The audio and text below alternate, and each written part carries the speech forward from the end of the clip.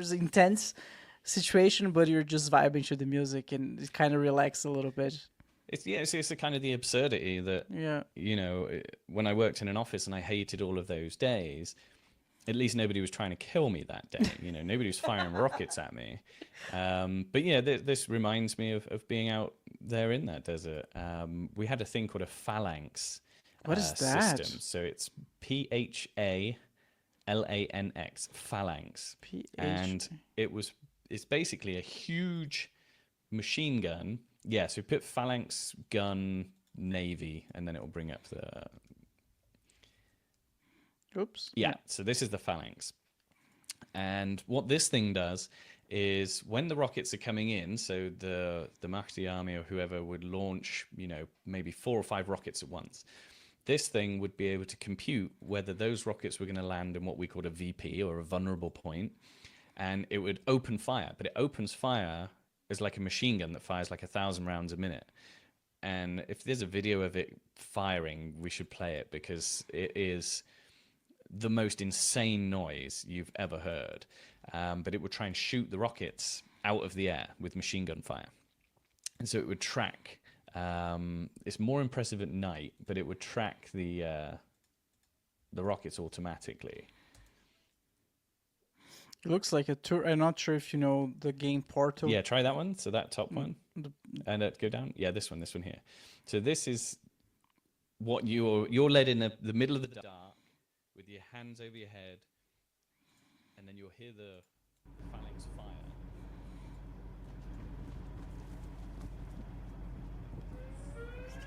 So this is the attack alarm. So that's exactly what it sounds like. So at this point, you would dive on your face.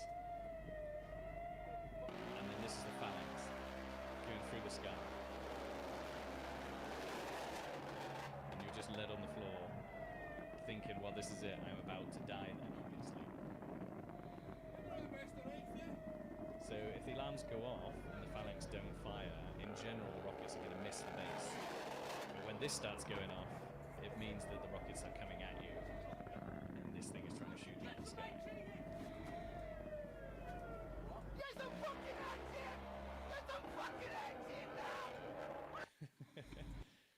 Yeah, so that's pretty terrifying. We were having to move from where our accommodation was to the airfield, and we all jumped in the transport van that we had, and there must have been 8 of us jumping in this car for like 5 people. And just as we started driving off, the attack alarm went. So we're all jumping out of this vehicle like a clown car, like everyone, just more and more people coming out and hitting the ground. And then the Phalanx that was nearest to us started firing, and so the whole ground shakes, and it's terrifying. But the only thing that we really learned from that was like, okay, maybe we shouldn't put like our entire squadron of people in one car, because if one rocket comes in and takes us out, then there's nobody left to unload the aircraft. So yeah, it was a good time. Dude, good time. I'm out of words. I'm terrified. Just that sounds like the sound of death. It's insane. What? How many times you had to go through that? So I was there for 4 months, and we were attacked 63 times during that time. So I guess after the 9th, 10th time, it was like just routine by then.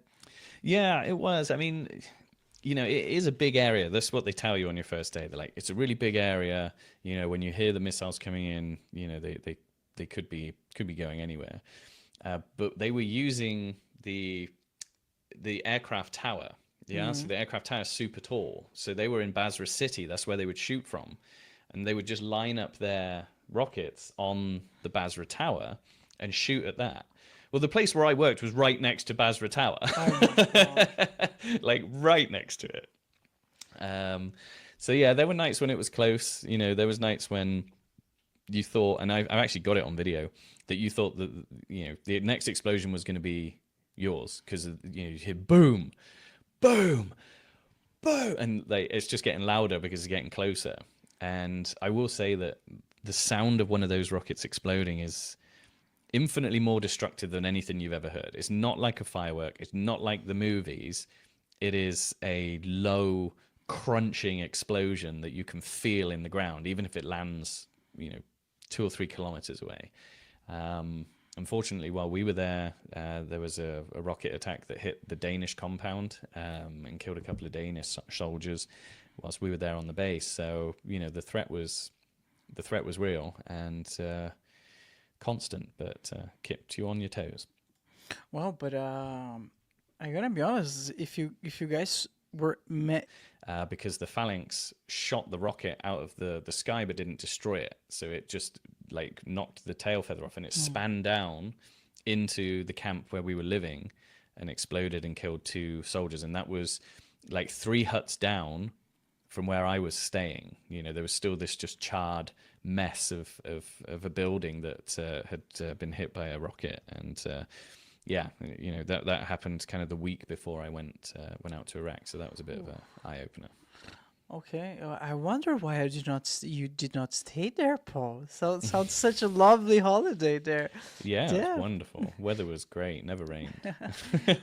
But I'm so impressed how precise and accurate those phalanxes things are. So especially at night, is like all controlled by some type of AI, or there's Yeah, yeah. it's all radar and computers and things. I mean, we're talking 2007, so this is kind of before AI probably was called AI. But yeah, just the sensors can tell the rocket trajectory and the speed, so they know where it's going to fall when it starts coming down, and then an algorithm decides, okay, that's an area that we need to defend, and that Phalanx will fire, or it will say, actually, that's going to land on the runway or whatever. There's times where we had to walk, 20 of us walking down the runway slowly in the pitch black, trying to find fragments of rockets, because the people in the tower, this is what I always thought was funny, while the rest of us are hitting the deck and trying to stay out of the way, the people in the tower, it's their job to look out on the airfield and look for the explosion. So they'll look for the impact crater, so that if it hits near the runway, then we can go and find it and pick up the bits of the rocket, because if an aircraft lands on that, it will give it a puncture and it will come off the runway. Oh man, I had a guest who. Oh, I'm sorry. I forgot your name. We have too many guests. So Paul the Brit. Yeah. no. Sorry, I'm not talking about you, Paul. I'm Oh, sorry. the guest. I'm talking about another person, not you, Paul. I'm sorry. So I had another guest who I forgot the name right now, and her whole thing was to treat soldiers from PTSD with with mushrooms, like Okay. and apparently it's very powerful, and it's still like new, but it really helps.